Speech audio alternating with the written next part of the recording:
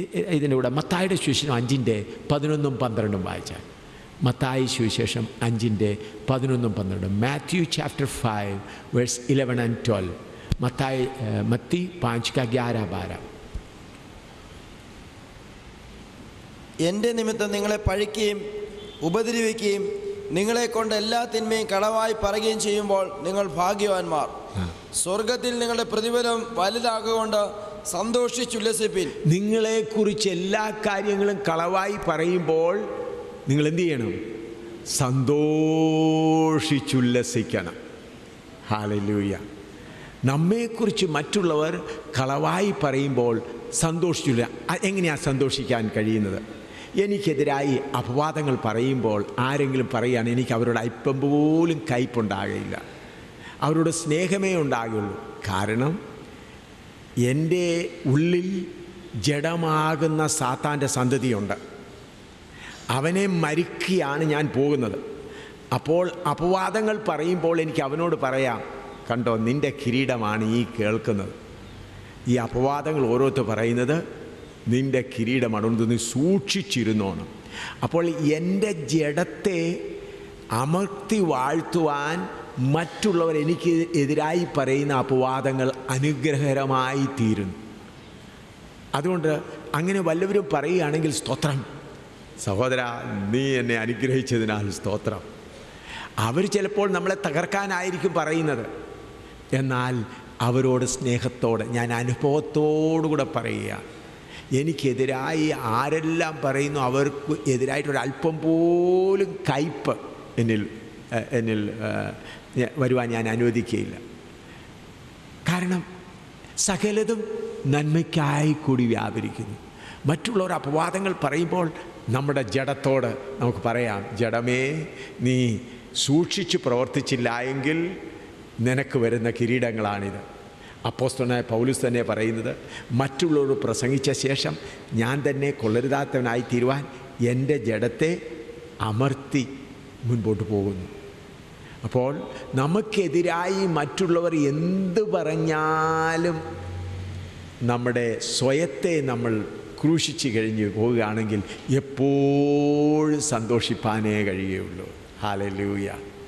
എപ്പോഴും സന്തോഷിപ്പാൻ. അതുകൊണ്ട് ഇവിടെ പറഞ്ഞിരിക്കുന്നത്, നിങ്ങൾക്കെതിരായി മറ്റുള്ളവർ പറയുമ്പോൾ എന്താണ്? സന്തോഷിക്കുക. അതുകൊണ്ട് നോഹയുടെ പെട്ടകത്തിനകത്ത് എപ്പോഴും എന്താണ്? സന്തോഷമാണ്. ദൈവരാജ്യത്തിലായിരിക്കും ദൈവമക്കൾ എപ്പോഴും എന്ത് ചെയ്തുകൊണ്ടിരിക്കുക? സന്തോഷിച്ചുകൊണ്ട്. വസ്തുവകൾ മറ്റുള്ളവർ കൈവശമാക്കട്ടെ, അതിര് മാറി. എനിക്കങ്ങനെയെല്ലാം ഒരുപാട് അനുഭവപ്പെട്ടിട്ടുണ്ട്. അതെല്ലാം പറയുവാനിപ്പോൾ സമയമില്ല. അങ്ങനെ ഒരുപാട് കാര്യങ്ങൾ ഞാൻ എൻ്റെ അനുഭവത്തിൽ കൂടെ മനസ്സിലാക്കുന്നു. ഇതെല്ലാം വരുമ്പോൾ നാം നമ്മുടെ സ്വയത്തെ ഉപേക്ഷിച്ച് പോകുകയാണെങ്കിൽ എപ്പോഴും സന്തോഷിക്കാൻ കഴിയും. ദൈവരാജ്യത്തിൽ വസിക്കുന്ന ഒരു ദൈവ പൈതലിനെ ഒരുത്തർക്കും വേദനിപ്പിക്കുവാൻ കഴിയുകയില്ല. ആത്മാക്കൾ നശിച്ചു പോകുന്നത് കാണുമ്പോൾ ഉള്ള വേദന വേറൊന്നാണ്. എന്നാൽ തങ്ങളെ മുറിവേൽപ്പിക്കുന്ന ഒരു വേദന ദൈവരാജ്യത്തിലുള്ളില്ല. പെട്ടകത്തിനകത്ത് വളരെ സന്തോഷമാണ്. ആനയും കരടിയും പുലിയും ആടും പ്രാവും എല്ലാം കൂടെ, അതാണ് ദൈവസഭ. ഹല്ലേലൂയ. ഞാൻ പലപ്പോഴും ഓർക്കാറുണ്ട്, ദൈവസഭയെന്ന് പറയുന്ന ആനയും കരടിയും പുലിയും എല്ലാവരും കൂടെ ഒന്നിച്ച് പാർക്കുന്ന അതാണ്. കാരണം എല്ലാവരും രൂപാന്തരപ്പെട്ടവരാണ്. അങ്ങനെയുള്ള അനുഭവത്തിലേക്ക് വരണമെങ്കിൽ ദൈവത്തിൻ്റെ നദിയിലേക്ക് നമ്മൾ പോകണം. സങ്കീർത്തനം 46:4 വായിക്കാം. സാം 46:4. സങ്കീർത്തനം 46:4. ഭജന സംഹിത 46:4.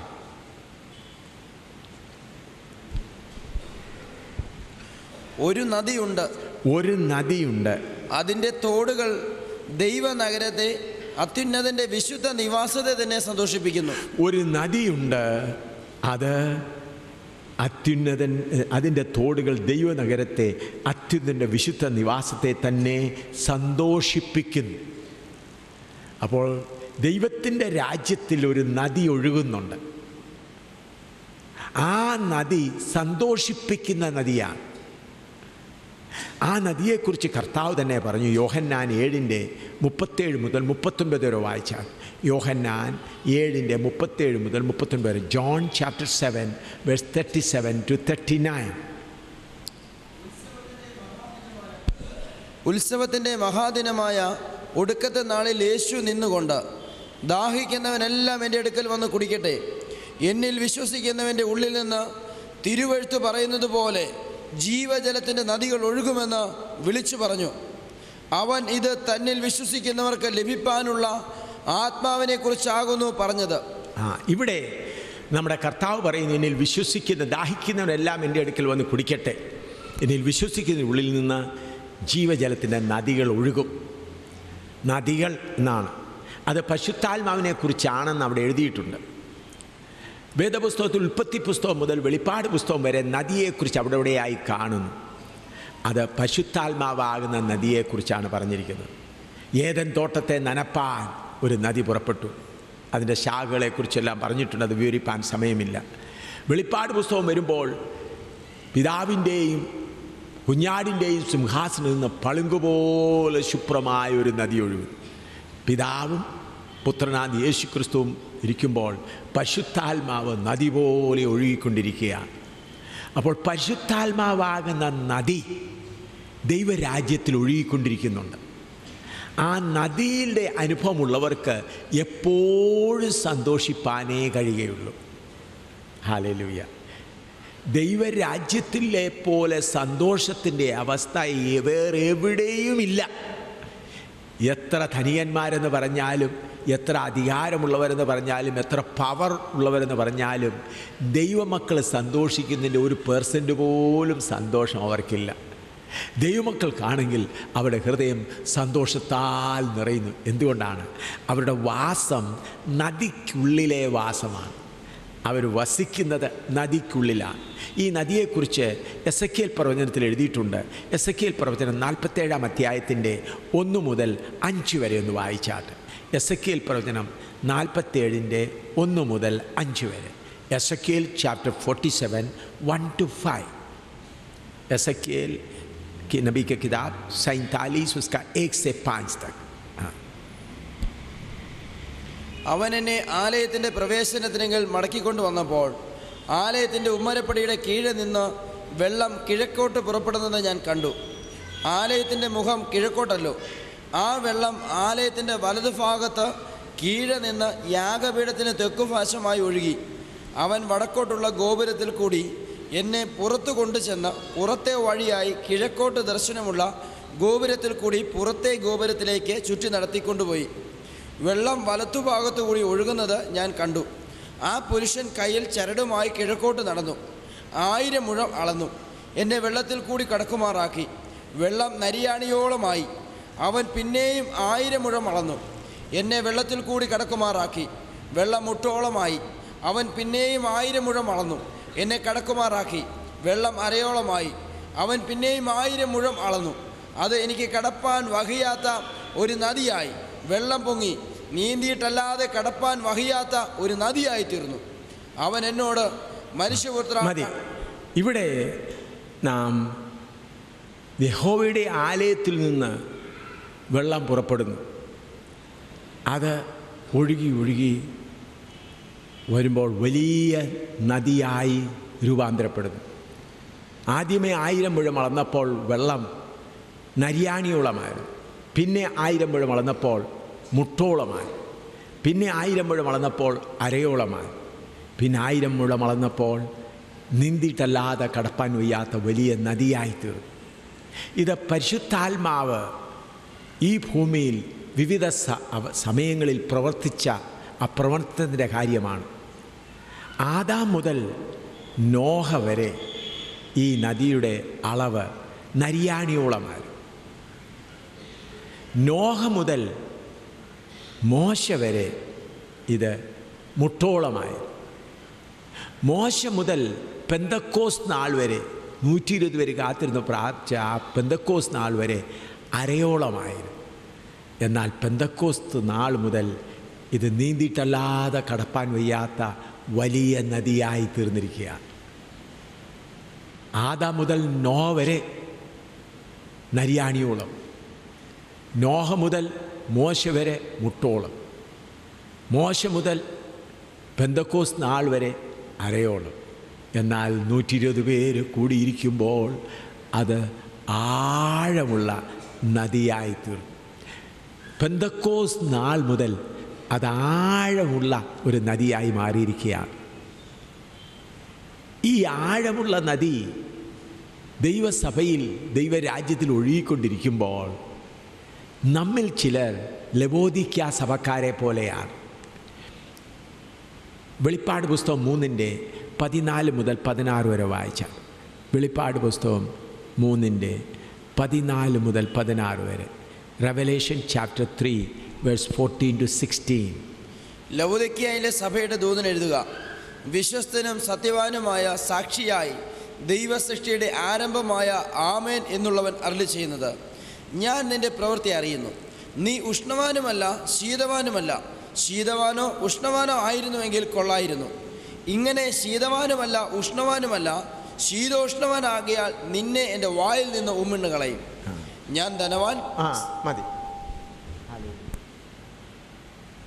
ഇവിടെ നാം പ്രത്യേകം കാണുന്നത് ലവോദിക്ക സഭ. ലവോദിക്ക സഭയെക്കുറിച്ച് പറയുമ്പോൾ, നീ ശീതവാനുമല്ല ഉഷ്ണവാനുമല്ല, ശീതോഷ്ണവാനാണ്. അതുകൊണ്ട് ഞാൻ നിന്നെ എൻ്റെ വായിൽ നിന്ന് ഉമണ്ണുകളയും. അത് പ്രായോഗികമായി നോക്കിയാൽ നമ്മുടെ പലരുടെയും ജീവിതമാണ്. പരിശുദ്ധാത്മാവാകുന്ന നദി ആഴമായി ഉണ്ട്. എന്നാൽ നമ്മുടെ അരയിലോ കാലിലോ കയറ് കെട്ടി നദിയുടെ കരയ്ക്ക് കുറ്റിയടിച്ചിട്ടിരിക്കുകയാണ്. അതുകൊണ്ട് യോഗങ്ങളൊക്കെ വരുമ്പോൾ അരയോളം വെള്ളമുണ്ട് പരിശുദ്ധാത്മ നദി. യോഗങ്ങൾ വരുമ്പോഴൊന്ന് കുനിഞ്ഞ് കുറച്ച് അന്യഭാഷ പറയും. യോഗങ്ങൾ കഴിയുമ്പോൾ വീണ്ടും നിവർന്നു നിൽക്കും. അപ്പോൾ അര മുതൽ താഴെയുള്ളത് വെള്ളത്തിലാണ്, തണുത്തിരിക്കുകയാണ്. അത് കഴിഞ്ഞ് മുകളിലുള്ളത് മുഴുവൻ ചൂടുമാണ്. അങ്ങനെയാണ് അനേക ദൈവമക്കൾ ഇന്ന് അനുഗ്രഹത്തിൻ്റെ സുവിശേഷം പ്രസംഗിച്ച് പരിശുദ്ധാത്മ നദിയിൽ നിന്ന് ദൈവമക്കളെ വെളിയിലേക്ക് കൊണ്ടുപോയിക്കൊണ്ടിരിക്കുന്ന കാലമാണ്. ലോകത്തിൻ്റെ കാര്യങ്ങളെ കാണിച്ച് അവരെ ആകർഷിപ്പിച്ചു കൊണ്ടിരിക്കുന്ന കാലമാണ്. അനേകർ പരിശുദ്ധാത്മ നദി വിട്ടിട്ട് സമ്പത്തിൻ്റെ പുറകെ, പേരിൻ്റെ പുറകെ, അനുഗ്രഹമാണെന്ന് പറഞ്ഞു പോവുകയാണ്. അവരാരും ദൈവത്താൽ അയക്കപ്പെട്ടവരല്ല.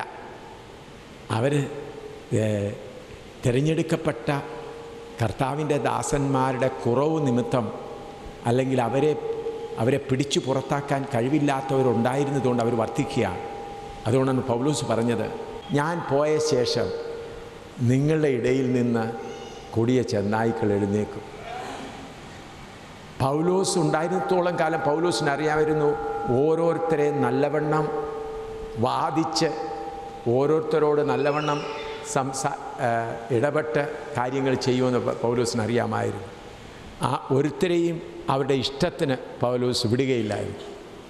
അതുപോലെ ഇന്ന് ദൈവസഭയുടെ നേതൃത്വ നിലയിൽ എല്ലാവരെയും നല്ലവണ്ണം പരിശോധിച്ച് ഡിസേൺ ചെയ്ത് ആത്മാവിൽ ഓരോരുത്തരെ നല്ലവണ്ണം മനസ്സിലാക്കി ശുശ്രൂഷ ഏൽപ്പിക്കാത്തതിൻ്റെ കാരണം പല ആൾക്കാരും വേല സ്ഥലങ്ങളിൽ കയറി വന്നിട്ട് പരിശുദ്ധാത്മ നദിയിൽ നിന്ന് അനേകരെ ഭൗതിക കാര്യങ്ങൾ പറഞ്ഞ് ആ ആഴത്തിൻ്റെ അനുഭവത്തിൽ നിന്ന് കരയിലേക്ക് കൊണ്ടുവരികയാണ്.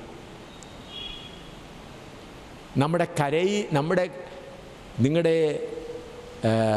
അരയ്ക്കോ മുട്ടിനോ എവിടെയെങ്കിലും കയറ് കെട്ടിയിട്ടുണ്ടെങ്കിൽ നിങ്ങൾ എത്ര മുൻപോട്ട് പോകാൻ നോക്കിയാലും നടക്കുകയില്ല. ഈ കയറെന്താണ്?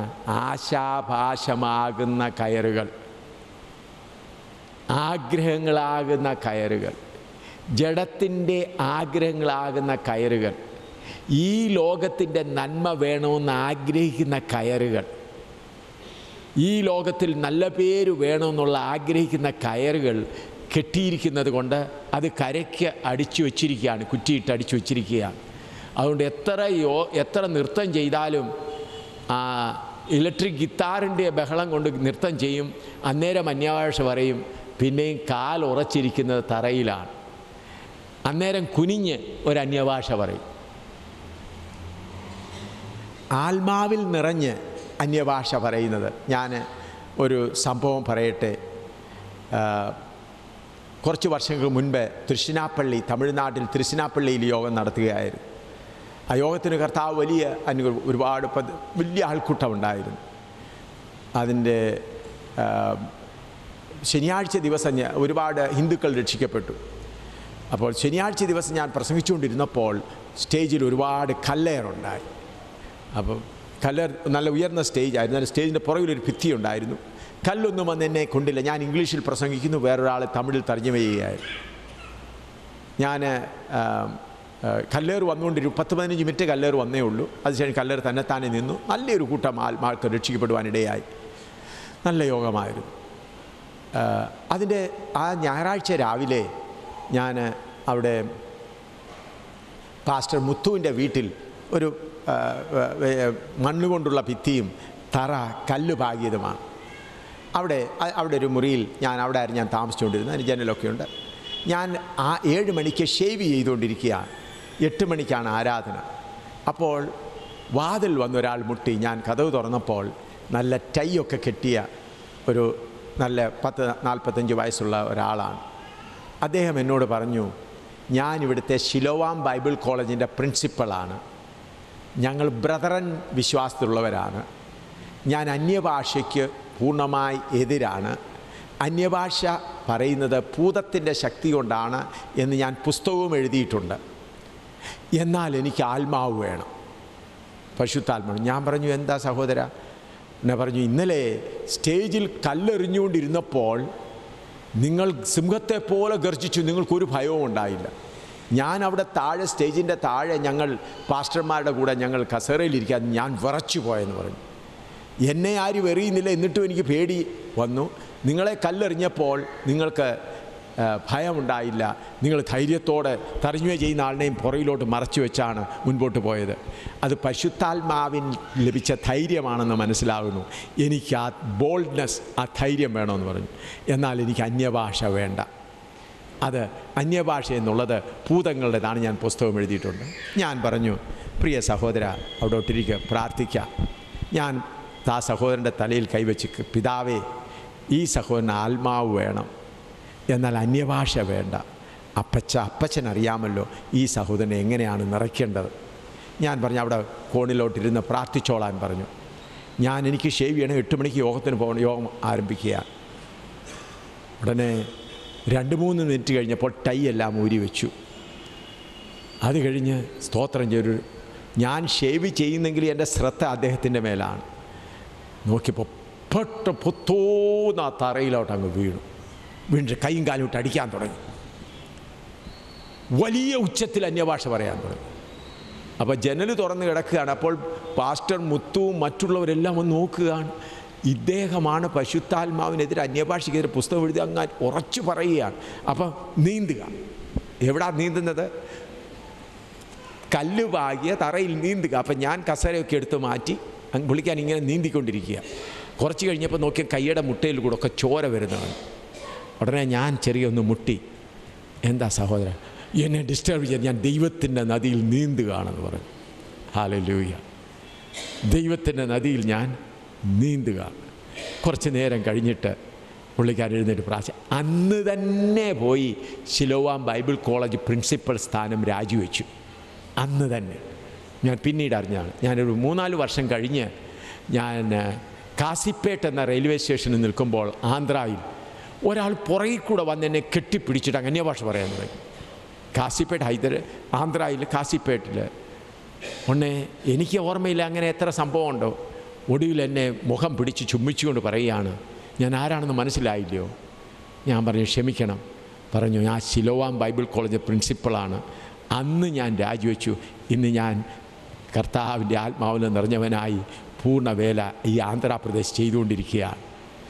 ഞാൻ പറഞ്ഞത്, പരിശുദ്ധാത്മാവാകുന്ന നദിയിലേറെ അന്യഭാഷയൊന്നും കിട്ടുകയില്ലെന്ന് പറഞ്ഞാൽ അങ്ങനെയുള്ളവർ ചിലപ്പോൾ ഒരു പക്ഷേ വെള്ളം കഴുത്തേൽ വരെ ആയിരിക്കും. ഒരടി കൂടെ ഇറങ്ങിയാൽ മുങ്ങിക്കഴിഞ്ഞാൽ നദിയിലെ വെള്ളത്തിൽ മുങ്ങിക്കഴിഞ്ഞാൽ പിന്നെ മലയാളം പറയാൻ കഴിവുള്ള ആരെങ്കിലും ഇവിടെ ഉണ്ടോ? ഏതെങ്കിലും ഒരു ചാമ്പ്യനുണ്ടോ? തല മുങ്ങിക്കഴിഞ്ഞാൽ വാ തുറന്നാൽ ബബ എന്നല്ലാതെ വേറൊരു ഭാഷ, ഇംഗ്ലീഷോ ഹിന്ദിയോ ഒന്നും വരികയില്ല. അതാണ് അന്യഭാഷ. അതുപോലെ ഈ നദിയിൽ ഇറങ്ങിക്കഴിഞ്ഞിട്ട് പിന്നെയും കല്ല് പോലെ നിൽക്കാൻ കഴിവുള്ളവർ വല്ലവരുമുണ്ടോ? ഞാൻ ചോദിക്കുക, ചലഞ്ച് ചെയ്യുക. വെള്ളം നിങ്ങളുടെ തലമേലായിപ്പോയാൽ നിങ്ങൾക്ക് നിൽക്കാൻ കഴിയുമോ?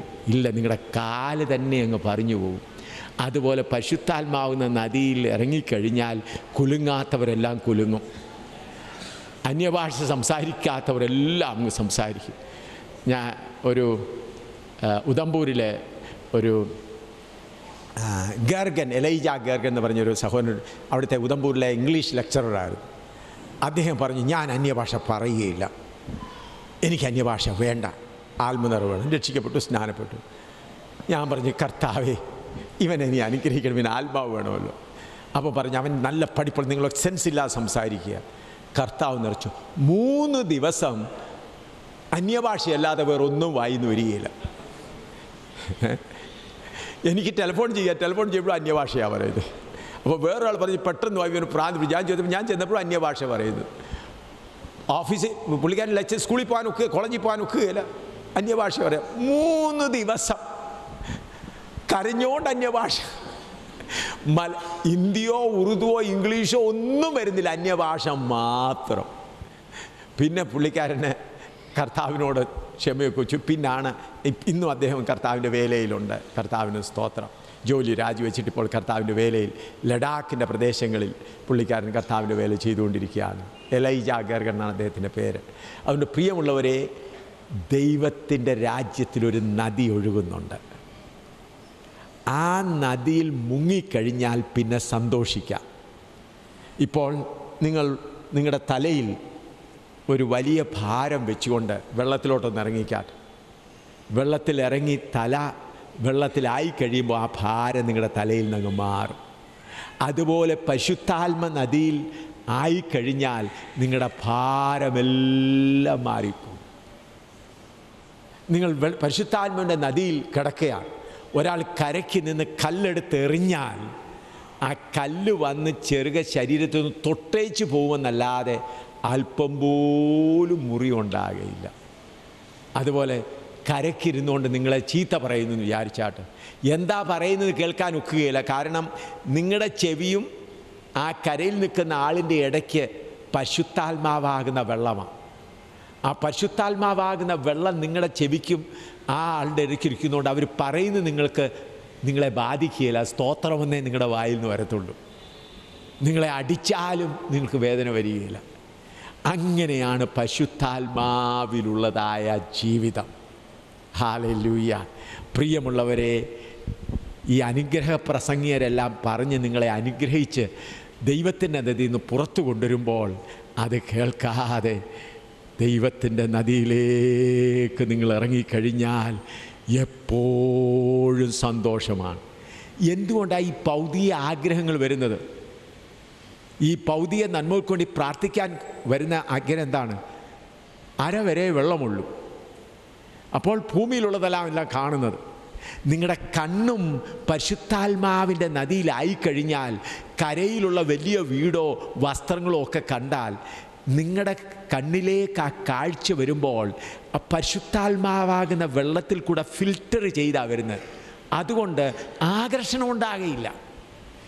എത്ര വലുത് വന്നാലും അത് വെറും ചപ്പും കുപ്പയും മാത്രമാണ്.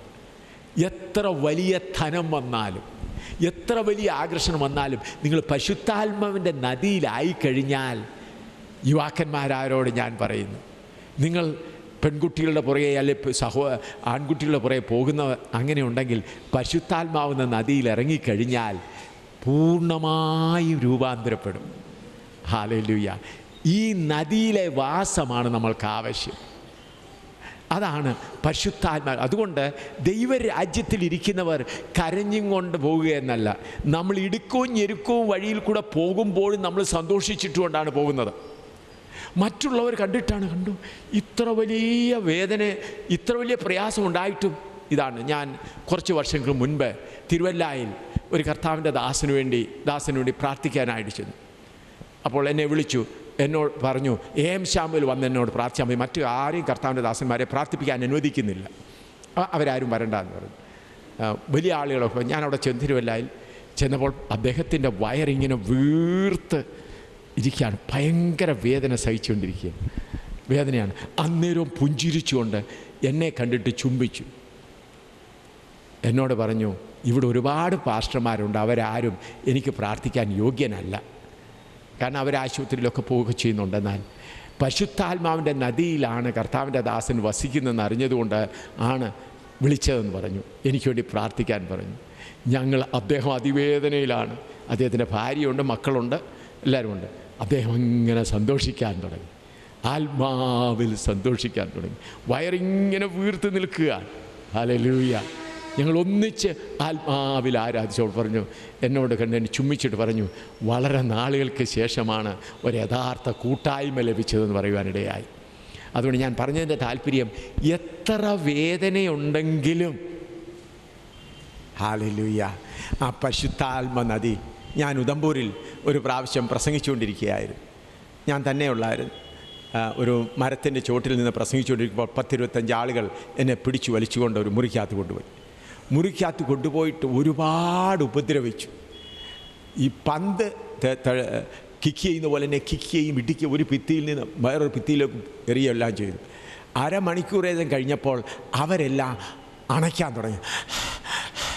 തുടങ്ങി. ഞാൻ അന്നേരം ഫുട്ബോൾ പോലെ തുള്ളിക്കൊണ്ടിരിക്കുക. അത് കഴിഞ്ഞ് 7 കിലോമീറ്റർ നടന്ന് ഞാൻ താമസിക്കുന്ന വീട്ടിൽ ചെന്നു. അവിടെ ചെന്നിട്ട് എൻ്റെ ഭാര്യയോട്, അയ്യോ ഞാൻ അടി കൊണ്ടുവച്ചാൽ അവനൊന്നും പറഞ്ഞില്ല. ഒരു ചായ തരാൻ പറഞ്ഞു, കുടിച്ചു. കട്ടിലിൽ കിടന്നൊരു 10-15 മിനിറ്റ് കഴിഞ്ഞപ്പോഴാണ് ശരീരത്ത് വേദനയൊക്കെ തുടങ്ങിയത്. അതുവരെ എവിടെയായിരുന്നു? ആ പരിശുദ്ധാത്മ നദിയിൽ. അവരിടിക്കുമ്പോഴും എവിടെയാണ് കിടന്നത്? പരിശുദ്ധാത്മാവുന്ന നദി. ഒരു നദിയുണ്ട്, അത് ദൈവത്തിൻ്റെ നഗരത്തെ എന്തു ചെയ്യുന്നു?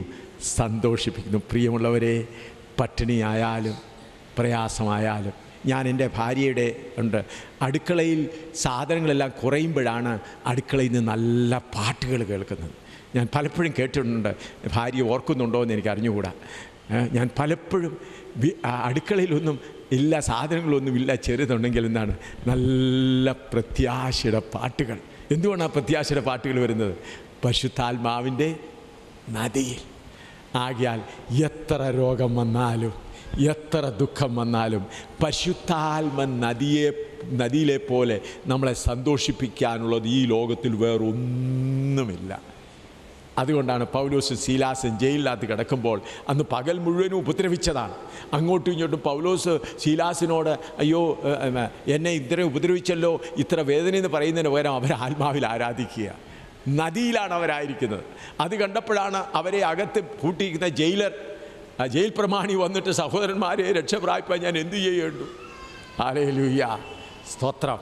അതുകൊണ്ട് പ്രിയമുള്ള ദൈവമക്കളെ, ഞാൻ അനേക പ്രാവശ്യം ജയിൽവാസം അനുഭവിച്ചിട്ടുണ്ട്. പത്തനംതിട്ട സെൻട്രൽ ജയിലിലും കിടന്നിട്ടുണ്ട്, ജമ്മുവിൽ സെൻട്രൽ ജയിലിൽ കിടന്നിട്ടുണ്ട്, ഒരുപാട് പ്രാവശ്യം പോലീസ് സ്റ്റേഷനിലായിട്ടുണ്ട്. കഴിഞ്ഞ വർഷം ഞാൻ പോലീസ് സ്റ്റേഷനിൽ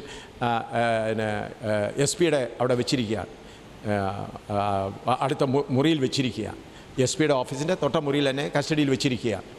അപ്പോൾ ഞാൻ SP-യോട് സുവിശേഷം പറഞ്ഞു. ഉടനെ SP എന്നോട് ഒന്ന് പറയുക, നിൻ്റെ മുറിയിൽ ചെരുപ്പിട്ടുകൊണ്ട് വരാൻ എനിക്ക് പേടിയാകും. ആരാ പറയുന്നത്? Superintendent of police. ഞാൻ ആരാണ്? അവൻ്റെ കൈദി, അല്ല അവൻ്റെ മലയാളത്തിൽ എന്താ പറയുന്നത്? അവൻ്റെ തടവുകാരനാണ്. ഞാൻ അവൻ്റെ തടവുകാരനാണ്. ഞാൻ അപ്പോഴും സന്തോഷിച്ചുകൊണ്ടിരിക്കുകയാണ്. ഹല്ലേലൂയ. പ്രിയമുള്ളവരെ, സ്വർഗത്തിലെ ഈ സന്തോഷിപ്പിക്കുന്ന നദിയിലേക്ക് നിങ്ങൾ ഇറങ്ങണമെന്നുണ്ടെങ്കിൽ, ഹല്ലേലൂയ, കരയ്ക്ക് കെട്ടിയിരിക്കുന്ന ആഗ്രഹങ്ങളാകുന്ന കുറ്റികളൊക്കെ അങ്ങ് പറിക്കണം. ആ കുറ്റികൾ പറിച്ചാൽ നിങ്ങൾക്കുടനെ തന്നെ ആ ആത്മാവിൻ്റെ നദിയിലേക്ക് ഇറങ്ങുവാൻ കഴിയും. പിന്നെ നദിയിലേക്ക് ഇറങ്ങിയാൽ എപ്പോഴും സന്തോഷമാണ്, എത്ര രോഗങ്ങൾ വന്നാലും സന്തോഷം, നിന്ന വന്നാലും സന്തോഷം, അപമാനം വന്നാലും സന്തോഷം. അതുകൊണ്ടാണ് പറഞ്ഞത് എപ്പോഴും സന്തോഷിപ്പി, എപ്പോഴും സന്തോഷിപ്പി. ആ നദിക്കകത്ത് പാർക്കുന്നവർക്ക് എപ്പോഴും സന്തോഷമേ ഉള്ളൂ. പിന്നെ ഈ നദിയിൽ വെള്ളം കുറഞ്ഞിട്ടുണ്ടോ? വായിച്ചാട്ട് സങ്കീർത്തനം 65:9 വായിച്ചാട്ട്. 65:9 സങ്കീർത്തനം 65:9 എന്ന് വായിച്ചാട്ട്. ആ നദിയിൽ വെള്ളത്തിന് കുറവ് വല്ലതും ഉണ്ടോ? സാം 65:9. നീ ഭൂമിയെ സന്ദർശിച്ചു നനയ്ക്കുന്നു, നീ അതിനെ അത്യന്തം പുഷ്ടിയുള്ളതാക്കുന്നു. ദൈവത്തിന്റെ നദിയിൽ വെള്ളം നിറഞ്ഞിരിക്കുന്നു. ദൈവത്തിന്റെ നദിയിൽ വെള്ളം നിറഞ്ഞിരിക്കുന്നു. ഹല്ലേലൂയ. ദൈവത്തിൻ്റെ നദിയിൽ വെള്ളത്തിന് ഒരു കുറവുമില്ല. കുറവ് ആരുടെ കയ്യിലാണ്?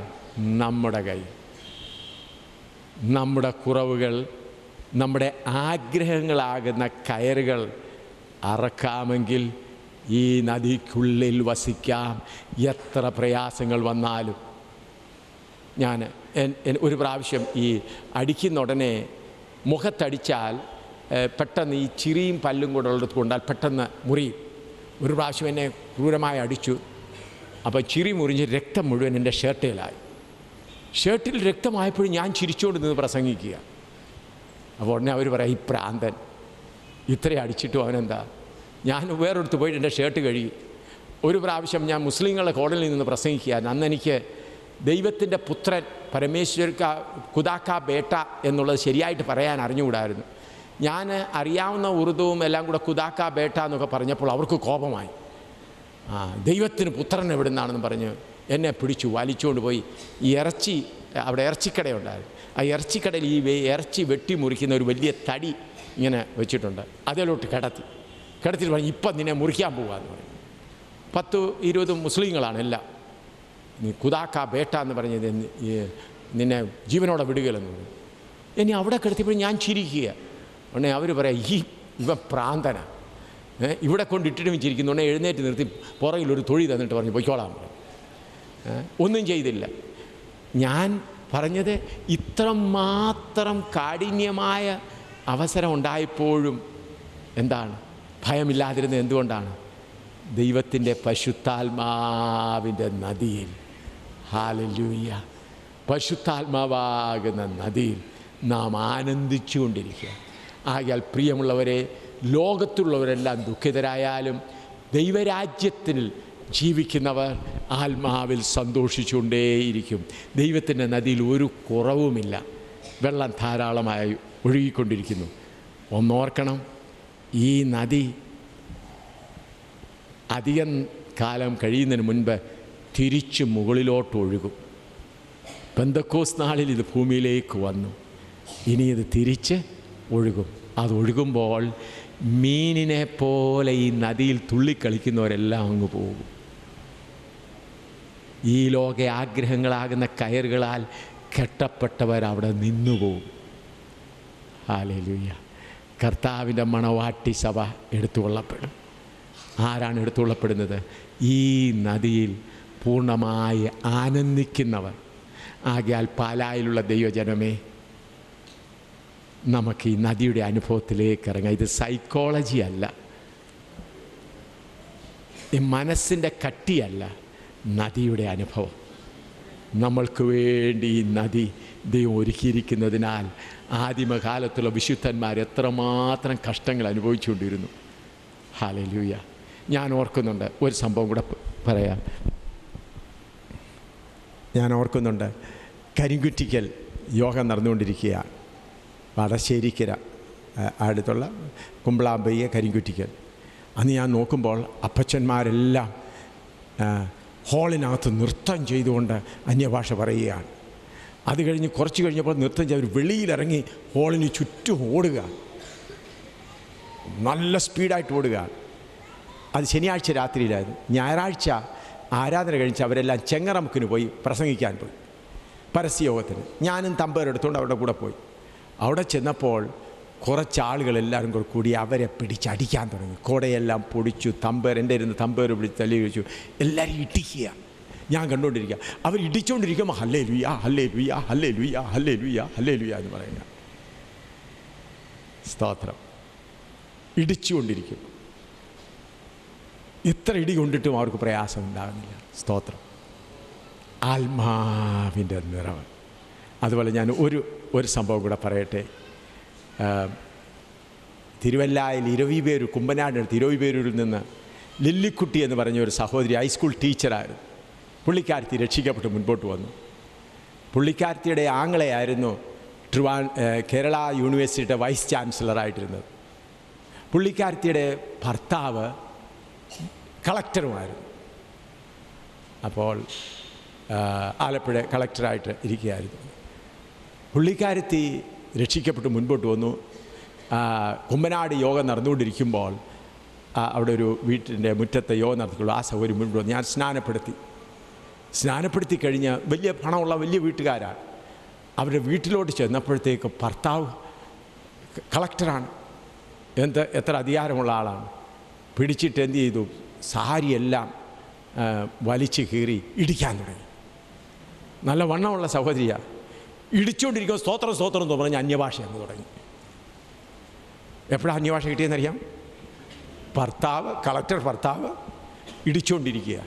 ഇടിച്ചുകൊണ്ടിരിക്കുമ്പോൾ സ്തോത്രം സ്തോത്രം സ്തോത്രം പറഞ്ഞ് അന്യഭാഷ തന്നെ. ഒടുവിൽ പിറ്റേ ദിവസം എൻ്റെ അടുക്കൽ അപ്പോൾ സാരിയെല്ലാം വലിച്ചു കീറിയ അയൽവക്കത്തുള്ള ഒരു പാവപ്പെട്ടവരുടെ സാരിയൊക്കെ എടുത്ത് എടുത്തുകൊണ്ട് വന്നു. ഉടനെ എന്നോട് പറഞ്ഞു, പാസ്റ്ററെ എൻ്റെ പുറം മുഴുവനും നോക്ക്, ഒരുപാട് ഇടിച്ചു, എന്നാൽ ഇടി കൊണ്ടുകൂടി നിന്നപ്പോഴാണ് ഞാൻ ആത്മാവിൽ നിറഞ്ഞതെന്ന് പറഞ്ഞു. ഹല്ലേലൂയ. അന്യഭാഷ സംസാരിക്കാൻ തുടങ്ങിയത്.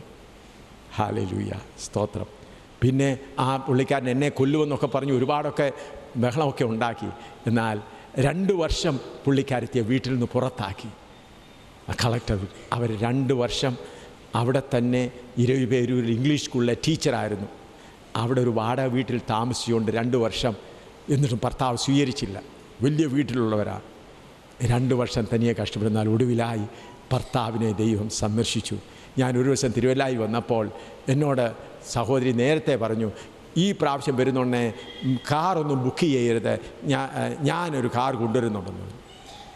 ഞാൻ ചോദിച്ചു, ഞാനവിടെ വന്നപ്പോൾ ഒരു നല്ല അംബാസിഡർ കാറും ഒരു ഡ്രൈവറും ആക്കിയിട്ടുണ്ട്. പറയുകയാണ്, എൻ്റെ ഭർത്താവ് പറഞ്ഞു, AM ശാമുവലിനെ ഞാൻ ഒരുപാട് നിന്ദിച്ച ആളാണ്, ഈ കാറിൽ വേണം അദ്ദേഹത്തെ ഓരോ വീട്ടിൽ പുറത്ത് കൊണ്ടുപോകാൻ. ആരാ ക്രമീകരിച്ചത്? കളക്ടർ അദ്ദേഹം ക്രമീകരിച്ചതാണ്. ദൈവം ഈ 2 വർഷത്തിനകം അദ്ദേഹത്തെ എന്ത് ചെയ്തു? രൂപാന്തരപ്പെടുത്തുവാനിടയായി.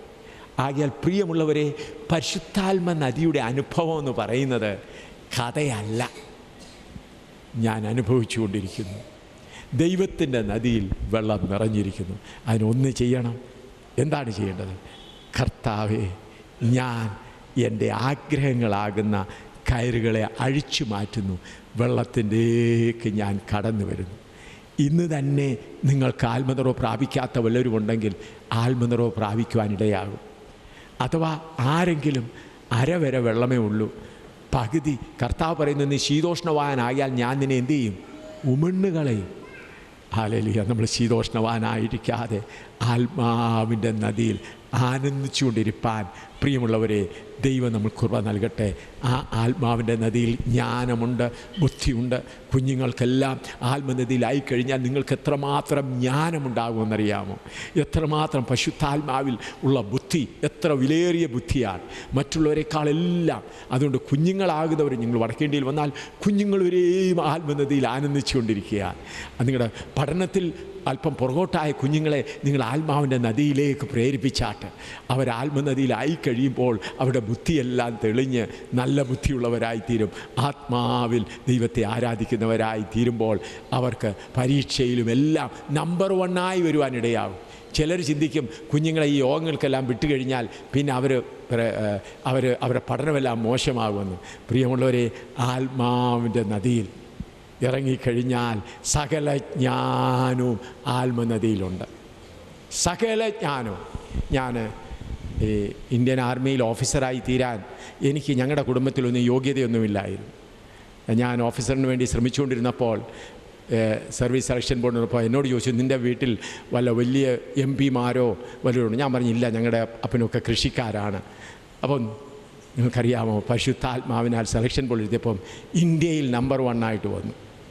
ഇന്ത്യയിൽ നമ്പർ 1 വന്നു കഴിഞ്ഞപ്പോൾ എന്നെ അവർക്ക് മാറ്റി നിർത്താൻ കഴിഞ്ഞില്ല. അങ്ങനെയാണ് എനിക്ക് പെർമനൻറ്റ് കമ്മീഷൻ കിട്ടുവാനിടയായത്.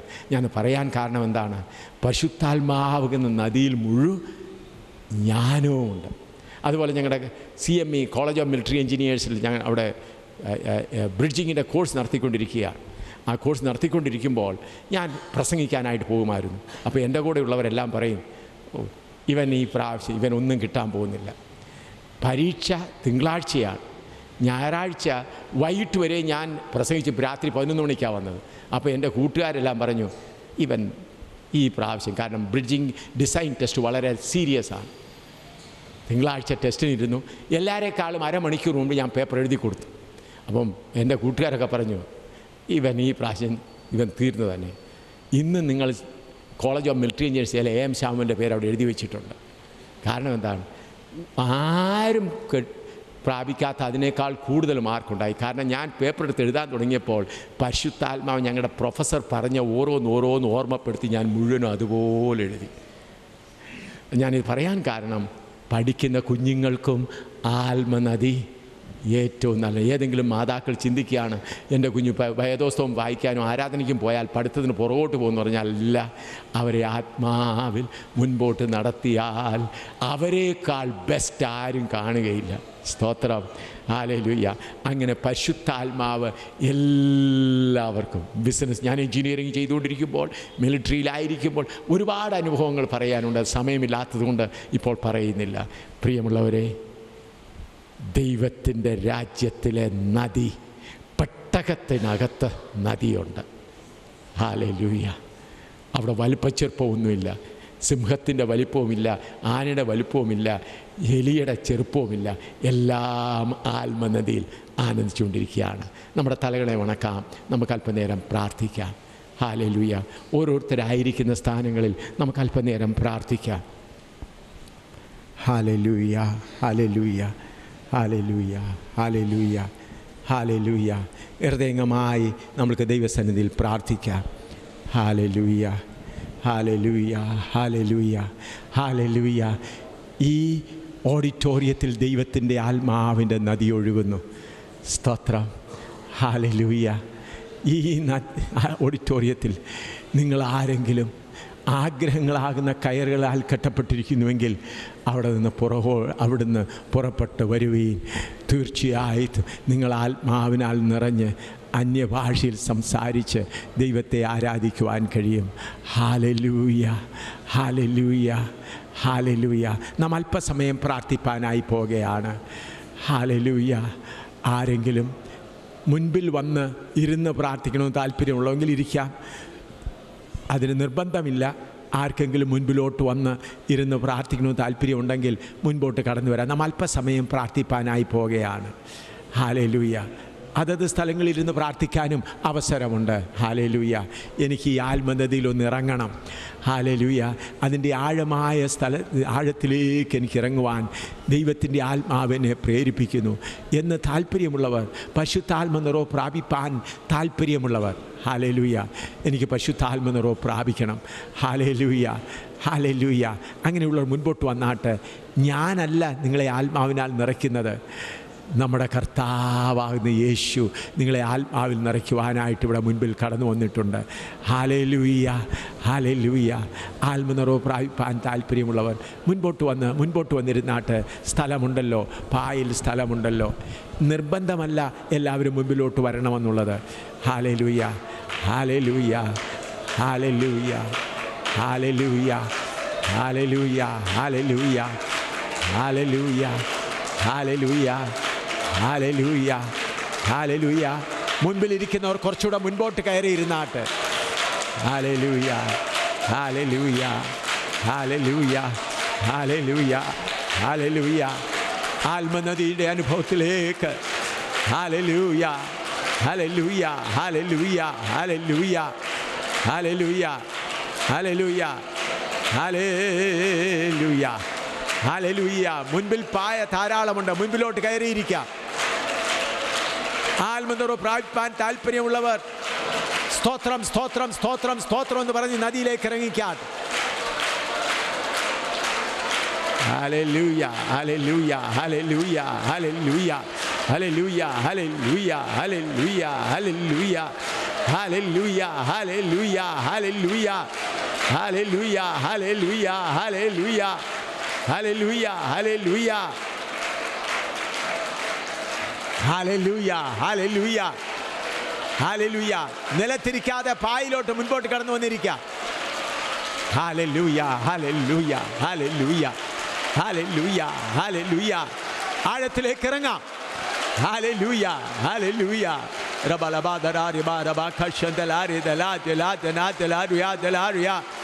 നേരെ അങ്ങ് ഇറങ്ങിക്കാട്ട്. Hallelujah. വിശ്വാസത്തോടെ ഇറങ്ങിക്കാട്ട്.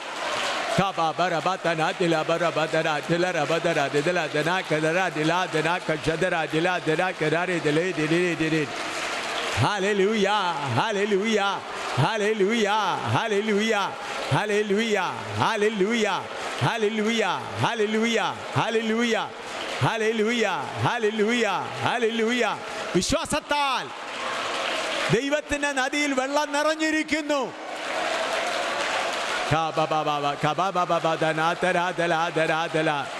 ആത്മാവിൽ നിറയ്ക്കുന്നവൻ നമ്മുടെ മധ്യത്തിലുണ്ട്.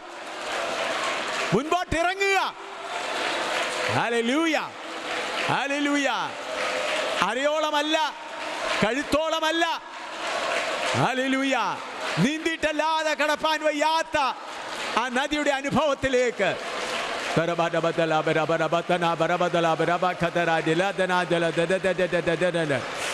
ആത്മനിറവ് പ്രാപിക്കാത്തവർ സ്തോത്രം സ്തോത്രം സ്തോത്രം സ്തോത്രം എന്ന് പറഞ്ഞുകൊണ്ട് വെള്ളത്തിലേക്ക് ഇറങ്ങിക്കാട്ടെ. സ്തോത്രം സ്തോത്രം സ്തോത്രം സ്തോത്രം സ്തോത്രം സ്തോത്രം സ്തോത്രം എന്ന് പറഞ്ഞ് ഒടുവിൽ നിങ്ങളുടെ ശബ്ദം മാറാൻ തുടങ്ങും. സ്തോത്രം മാറി അന്യഭാഷ വരാൻ തുടങ്ങും.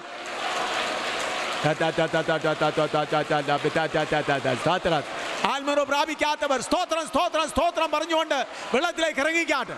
നാവിനെ പരിശുദ്ധാത്മാവിനെ ഏൽപ്പിച്ചു കൊടുക്കുക.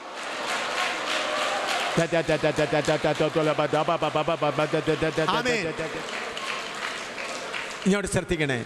പശുത്താത്മ നിറവ് ഇതുവരെ പ്രാപിച്ചിട്ടില്ലാത്തവർ സ്തോത്രം സ്തോത്രം സ്തോത്രം എന്ന് പറഞ്ഞുകൊണ്ട് നദിയിലേക്ക് അങ്ങ് ഇറങ്ങിയാൽ നിങ്ങൾ തന്നെത്താനെ ആത്മാവിൽ നിന്ന് അന്യഭാഷയിൽ സംസാരിക്കാൻ തുടങ്ങും. എന്നാൽ പലർക്കുമുള്ള കുഴപ്പം സ്തോത്രം സ്തോത്രം എന്ന് പറഞ്ഞുകൊണ്ടിരിക്കുമ്പോൾ തന്നെ ഹല്ലേലൂയ പറയാൻ തുടങ്ങും. അപ്പോൾ നമ്മുടെ ബുദ്ധി കൊണ്ട് നാവിനെ നിയന്ത്രിക്കാൻ തുടങ്ങും. അങ്ങനെ വരുമ്പോൾ പരിശുദ്ധാത്മാവുന്ന നദിക്ക് സ്വാതന്ത്ര്യമായി ഒഴുകുവാൻ സാധ്യമല്ല. നിങ്ങളുടെ നാവിനെ സ്തോത്രം സ്തോത്രം സ്തോത്രം പറഞ്ഞ് ഏൽപ്പിച്ചു. സ്തോത്രം കൂടി പറഞ്ഞാൽ അന്യഭാഷ വരികയില്ല. എന്നാൽ നദിയിലേക്ക് ഇറങ്ങുമ്പോൾ സ്തോത്രം പറഞ്ഞുകൊണ്ടിരിക്കുമ്പോൾ പിന്നെ ഹല്ലേലൂയ പറയാൻ പോകരുത്. ദൈവമേ എനിക്ക് തരണമെന്ന് പറഞ്ഞു പോകരുത്. ഒരു ശബ്ദം സ്തോത്രം സ്തോത്രം സ്തോത്രം സ്തോത്രം പറഞ്ഞ് മുൻപോട്ട് പോകുമ്പോൾ നിങ്ങൾ ആ നദിക്കുള്ളിലെ അനുഭവത്തിലേക്ക് കടന്നു വരും. എന്തിനാണ് പറയുന്നത്? ബുദ്ധി വീണ്ടും നിങ്ങളുടെ നാവിനെ കൺട്രോൾ ചെയ്യാൻ കൊണ്ടുവരാതെ സ്തോത്രം എന്ന് പറയും തുടങ്ങിയ. ഹല്ലേലൂയ. അഭിഷേകം ചെയ്യുന്ന ഞാനല്ല, കർത്താവായ യേശു ക്രിസ്തു. നദി ഇവിടെ ഒഴുകിക്കൊണ്ടിരിക്കുകയാണ്. സ്തോത്രം സ്തോത്രം സ്തോത്രം പറഞ്ഞു പരിശുദ്ധാത്മാവ് വായിക്കാത്തവർ സ്തോത്രം സ്തോത്രം സ്തോത്രം സ്തോത്രം സ്തോത്രം.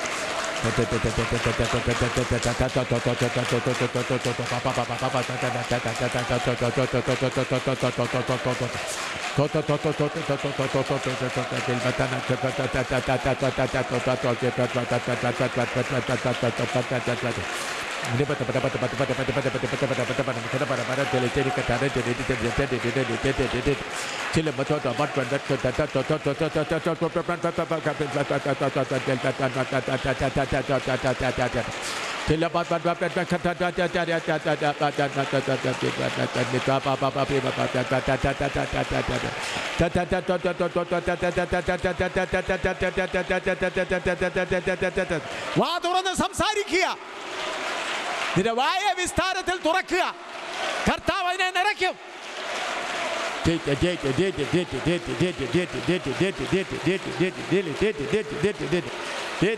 നീന്തി കളിക്കുക.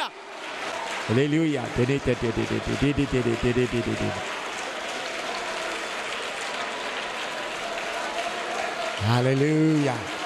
ഹല്ലേലൂയ. ഹല്ലേലൂയ. ഹല്ലേലൂയ. ഹല്ലേലൂയ. ഹല്ലേലൂയ. ഹല്ലേലൂയ. ഹല്ലേലൂയ. ഹല്ലേലൂയ. ഹല്ലേലൂയ. ഹല്ലേലൂയ. ഹല്ലേലൂയ. ഹല്ലേലൂയ. നിങ്ങൾക്ക്